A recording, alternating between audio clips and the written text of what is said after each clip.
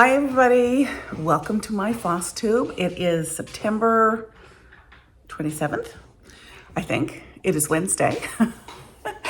Yeah, I'm pretty sure it's the 27th. If you hear crunching behind me, actually in front of me today, it is my Freya and Blue are having something to eat.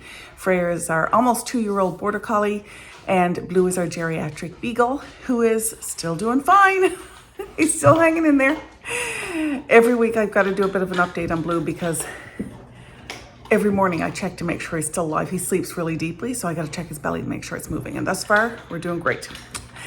Hi, my name is Patty. I'm coming to you from the extreme east coast of Canada, almost the most easterly point in North America, on the island of Newfoundland in the province of Newfoundland and Labrador.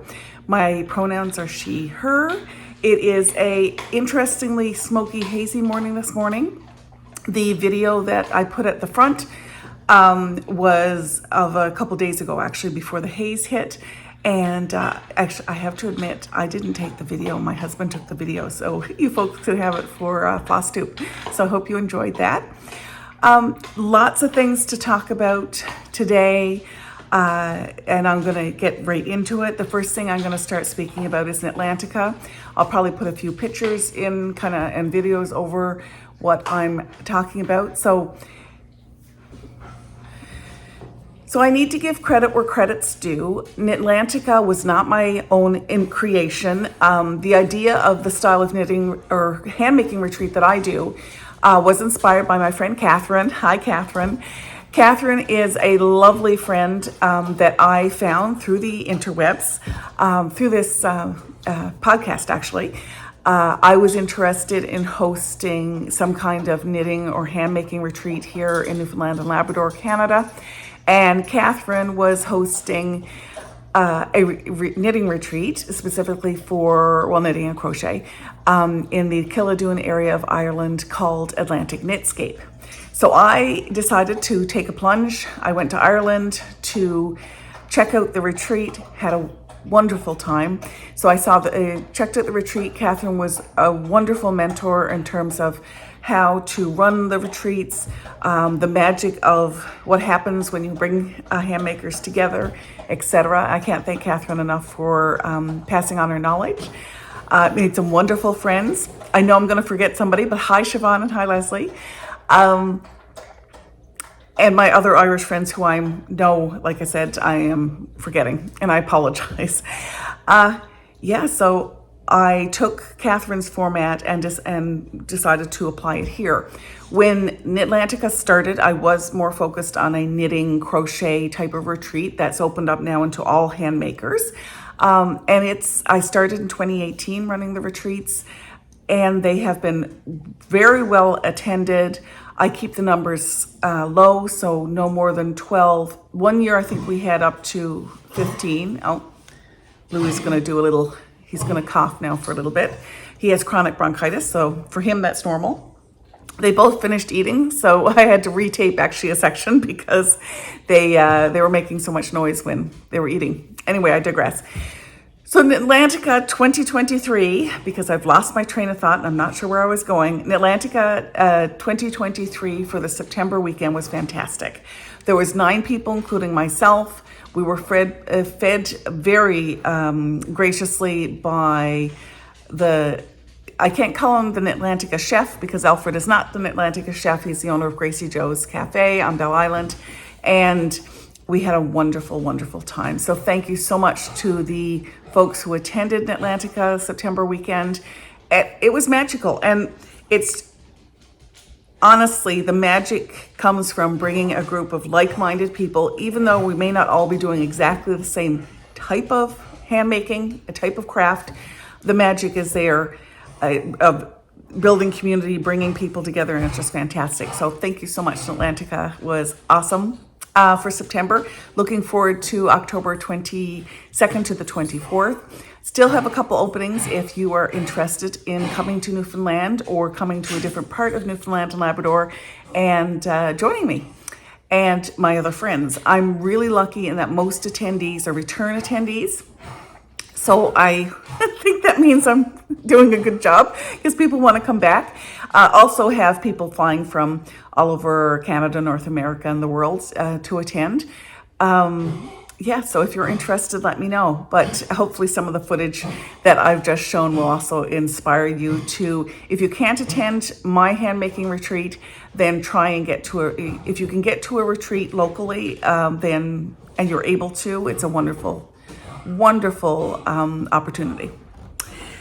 So on that note, I wanted to show you, this is normally a Flosstube about cross stitch. I did do a lot of stitching this weekend.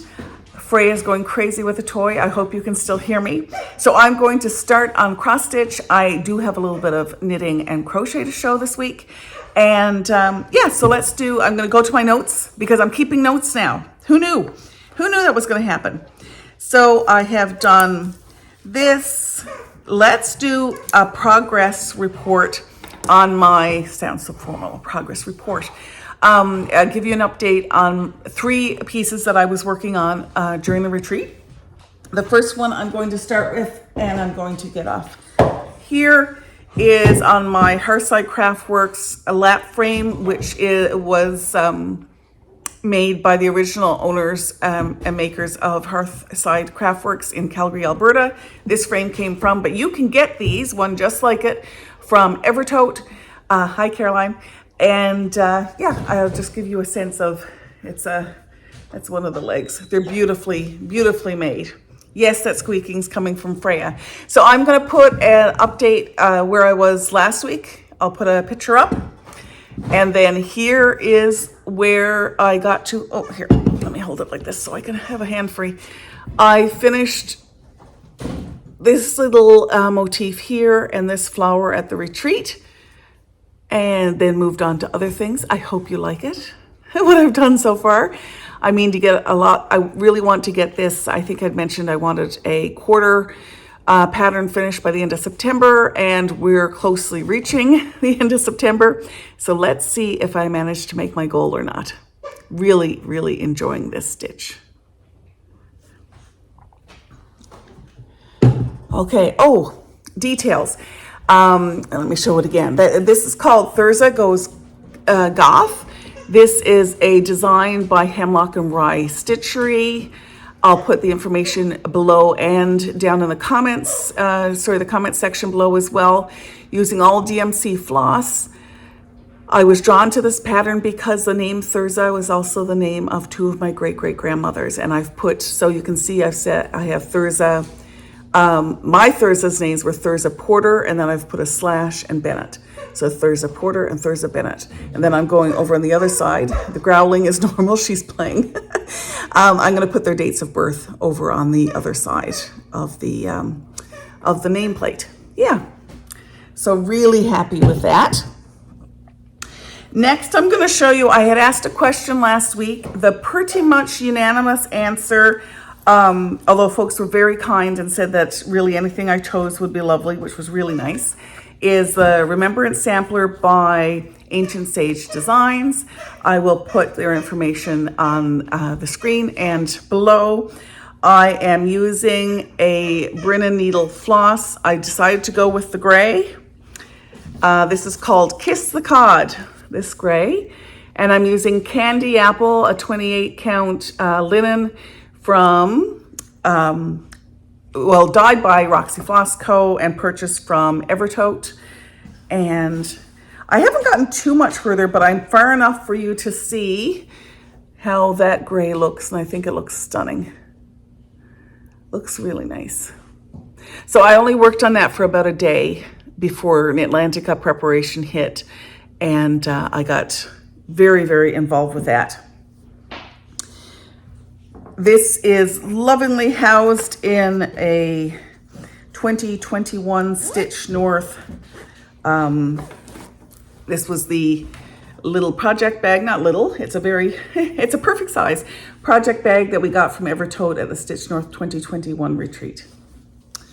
So that's that one.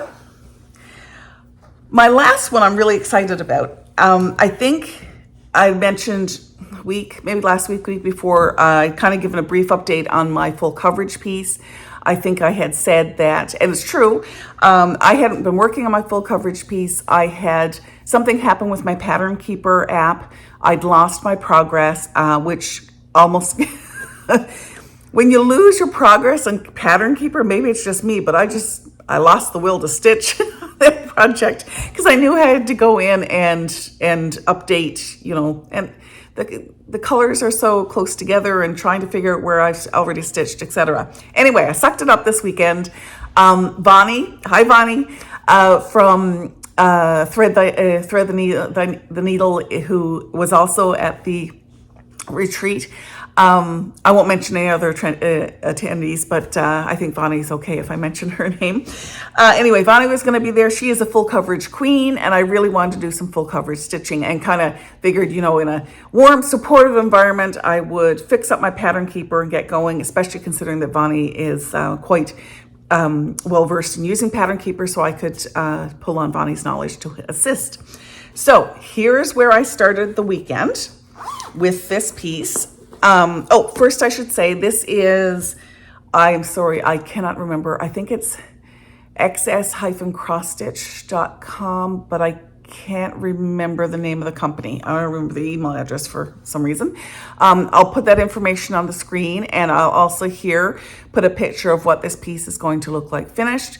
It is a painting by Edward Hopper, who is an American, she's over there decimating a toy, who is an American artist, and I have loved this. Is called Captain Upton's House. I have loved this painting since I first saw it at IKEA as a print in 1996. So I've had a love affair with this painting for a very, very long time, and thought what better opportunity than to stitch it and have it here. I mean, a cross stitch of this painting is even better than a print. Anyway, so I've shown where I was. Very pleased with where I've ended up on this piece, because I am closing in on a page finish. So I stitched about, it's hard to say, I stitched at least 1,000 stitches on this over the weekend. I was teasing Bonnie one day. I said, look, I've got 1,500 stitches done, and I hadn't really. Because I was filling in so much to make up for what I had already lost, I was inflating the number of stitches that I was stitching. So let's say I got at least 1,000 stitches in between the Saturday and Sunday that I stitched on this. Anyway, it is, sorry, this thread is kind of ruining that cloud down there, but really happy. So once this is the bottom of the page, this is the side. So I'm going to try and get this done and get a page finish here. I started this in May of this year. My first page finish is exciting. I think it's a little, I shouldn't be disheartened. I'm not used to doing full coverage. I'm not used to the time commitment a full coverage piece and the year commitment, for me anyway, that a full coverage piece is going to take. But I guess, a page finish between May and September to me seems like I'm stitching slowly, but I did take at least 2 months off from this project because I'd lost the information in Pattern Keeper. So it is what it is, but I'm really, really happy to be back to it. And trying to get that page finished and then decide if I'm going to put it away again for a little while or keep stitching away. So that's really fun. What else am I going to show you? Back to my notes.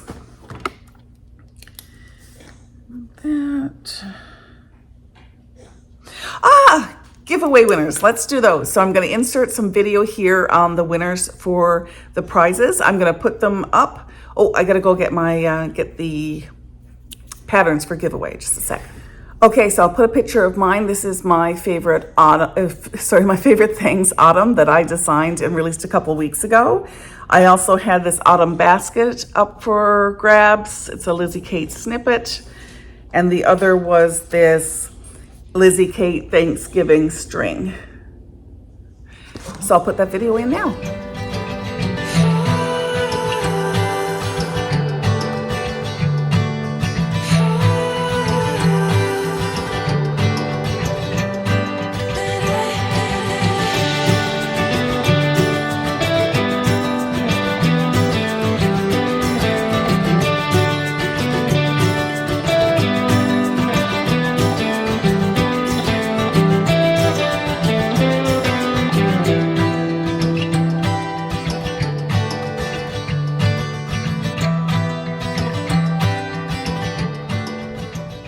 Okay. Now I want to, I should say congratulations to all the winners. Thank you so much for leaving a comment. I will, if you can please get in contact with me, I'll put the email address at the bottom. If you can get in contact with me so I know where to either email or to mail out your pattern. So thanks so much for participating in that. I'm not prepared again this week. I will do another giveaway next week. Yay! So update on my knitting progress. I am working on the DRK cowl by Andrea Mowry. I'll put a picture in here to show you what the finished piece is going to look like. Right now, I have a progress keeper to show you how far I've knit since the since last time I showed this. It's actually an awkward piece to show because it's knit this way. You can see the beautiful I-cord edge there. And there's an I-cord edge starting on this side here. And then this part here will be seamed because it's a cowl that is, it's going to be tubular. So that's going to go over, that's part of the part that's seamed. So it's actually knit from the top left. So this is the top left corner here. It's been a really fun knit. This, for anybody who's new, welcome by the way. This is yarn from Bad Sheep Yarns from the is it North Pole, Alaska? I think it is. This gorgeous yarn, hand-dyed yarn, was picked out for me by my 14-year-old son when he went off to Florida at the end of August. He got my brother and my sister-in-law to go to a yarn store so he could buy me a present, and that was it. Back to Knitlantica for a second. One of the things that we do at Knitlantica is I ask folks to bring a small prize that a handcrafter would like, and at least a $20 value, and everybody gets a present at the on Saturday nights. I was lucky enough to be gifted a variety of things, but 3 of which were dishcloth yarn, Bernat dishcloth yarn. So it's this, I got this one, a lighter one, and a gray one, and I've crocheted the gray one into a dishcloth. It's a bit of an odd shaped dishcloth. It turned out to be, I followed a pattern. I'll put the pattern below in case you're interested in the stitch pattern because it's very pretty. Actually, it goes like that. It said to chain 27 stitches, which I did, but I was running out of yarn. Of course, Murphy's Law, I was running out of yarn, so I stopped and just ended by, this is just a slip stitch, single crochet border, and now I have a little bit left over, Murphy's Law. But anyway, I think it turned out really cute. So that's my dishcloth.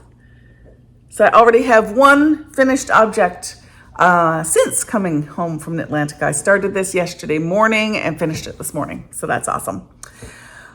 Just as a point to note, I use this, here, let me do this. I use this 3mm crochet hook. The pattern calls for a 5, but I'm a very loose crocheter and I'm a loose knitter, incidentally. So I had to bring my my hook size down in order to get the tension or the gauge that I wanted for my dishcloth. I like them fairly tight, and so this is going to be a wonderful surface for scrubbing things that are stuck onto my dishes. In terms of haul today, I want to show you something that's not haul for me. It's necessarily.